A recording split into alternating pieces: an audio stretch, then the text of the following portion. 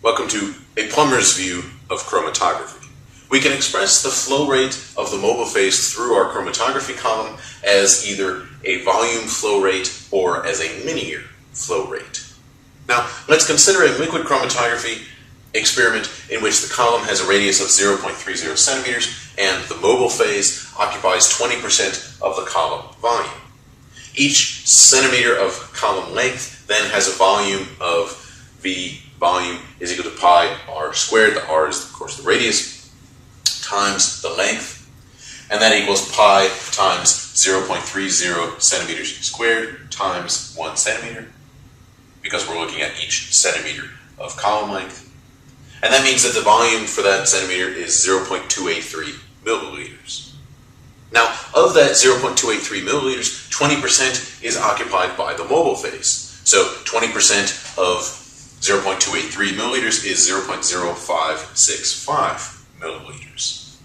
Now, the volume flow rate tells us how many milliliters of solvent per minute flow through the column. For example, 0.30 milliliters per minute. On the other hand, the linear flow rate tells us how many centimeters are traveled by the solvent per minute. For example, if the volume flow rate is 0.30 milliliters per minute, and the mobile phase occupies 0.0565 milliliters per centimeter, then the linear flow rate we can determine is 5.3 centimeters per minute. So when our solutes are eluted from a chromatography column, they're then observed with a detector. And we have a number of different types of detectors. A chromatogram is a graph showing the detector response as a function of elution time. So you can see here we've got our detector response versus time. We've got our injection over here. We've got some methane coming out here. We have octane coming out there, an unknown here, and our nonane coming out there. The retention time, symbolized T sub r, for each component is the time between the injection and detection of that component. So for the methane here, the retention time is this period of time there. For the octane, the retention time is from here to there. For the unknown that we have, our retention time is from the injection time to the time at which the unknown comes off the column. The retention volume, symbolized V sub r, is the volume of our mobile phase that's required to elute that component. So it's essentially proportional to T sub r, the retention time.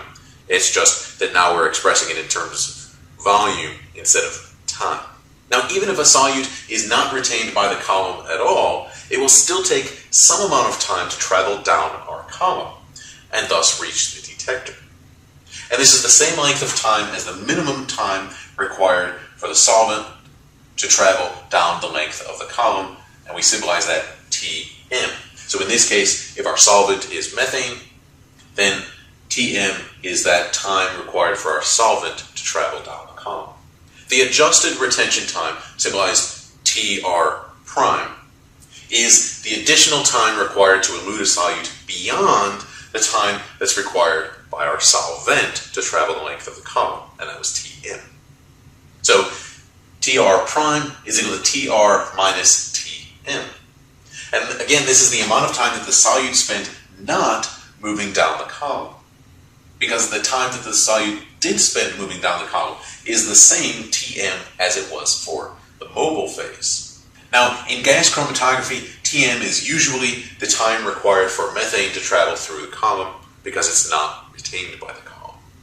And this is because if we have a mobile phase of, say, helium, we can't measure when that helium is coming off the column because we are constantly having helium coming off the column. So we put on something that won't be retained by the column at all, but will still be detected as being different from earlier than we injected.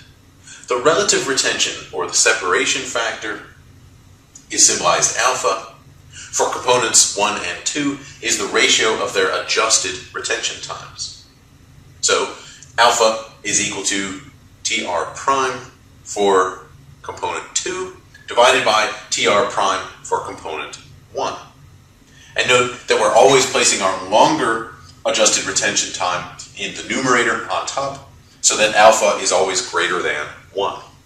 Now, the greater the relative retention, the greater the separation between our two components. components.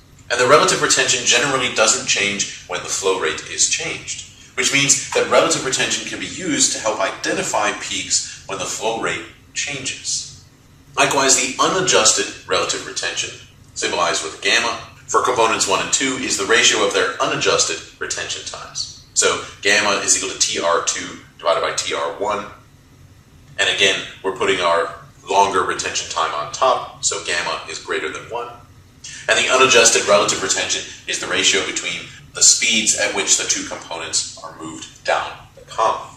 The retention factor, symbolized with a lowercase k, of a component is the adjusted retention time for that component expressed in multiples of Tm, which was, remember, the time required for the mobile phase to travel down the column.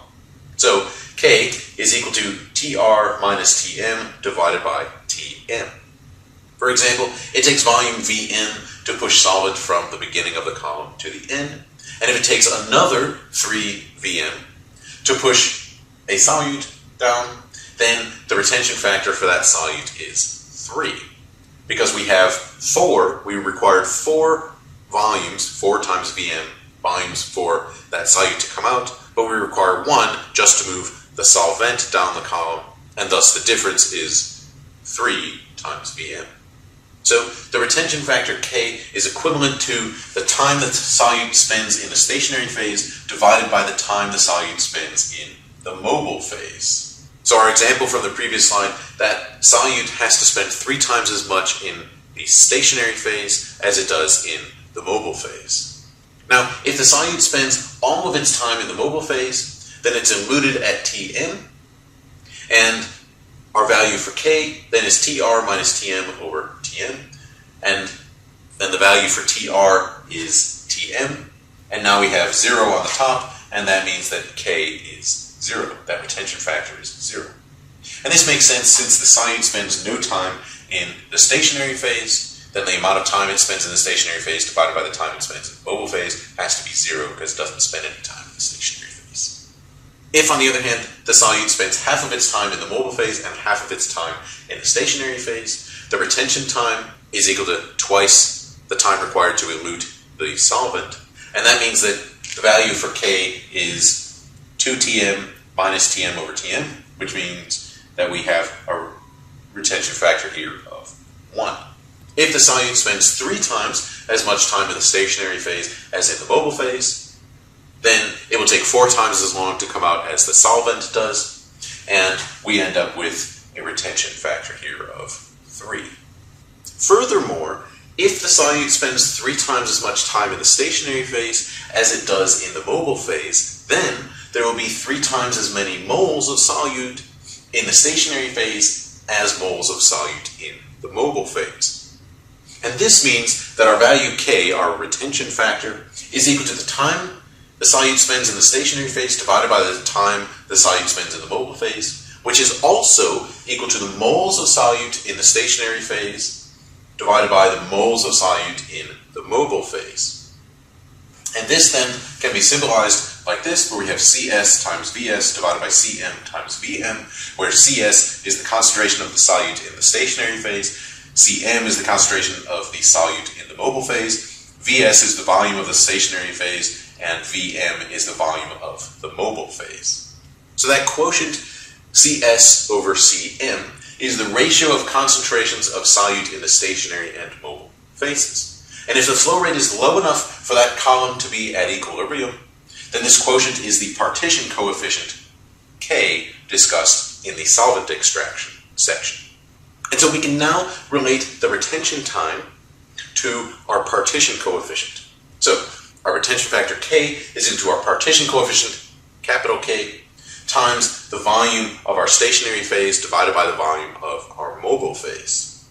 And now we can combine our various equations for our retention time that we have here in order to show that the adjusted retention time, Tr prime, is proportional to our retention factor, lowercase k, which is proportional to the partition coefficient, uppercase k. So now our adjusted retention time is proportional to lowercase k, which is our retention factor, which is proportional to uppercase k, our partition coefficient.